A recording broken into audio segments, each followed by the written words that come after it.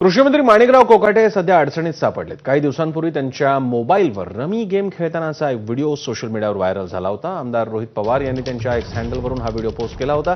त्यानंतर विरोधकांकडून कृषी मंत्र्यांवर चौफेर हल्लाबोल करण्यात आला। आता माणिकराव कोकाटेंबाबतचा विधिमंडळाचा चौकशी अहवाल समोर आलाय। आमदार रोहित पवार यांनी एक ट्विट केलं। या ट्विटमध्ये त्यांनी माणिकराव कोकाटेंच्या रमी खेळताना आढळल्याच्या चौकशीबद्दलचा अहवाल शेअर केला।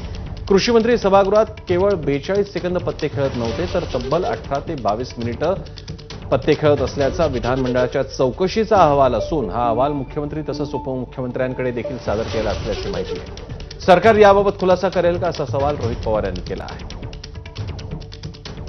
खरं तर अनेक वेळा आपण भाषणामध्ये बघितलेलं आहे, देवेंद्र फडणवीस साहेब बोलतात की अटल बिहारी वाजपेयींचा वारसा आम्ही सर्वजण पुढे घेऊन चाललेलो आहोत। त्याच्याचबरोबर अजितदादा नेहमी सांगतात की चव्हाण साहेबांचा वारसा आम्ही पुढे घेऊन चाललेलो आहोत। तर या दोन्ही नेत्यांना मला विचारायचं आहे की हा जो कुठला अहवाल असेल तुम्ही लोकांसमोर आणणार का?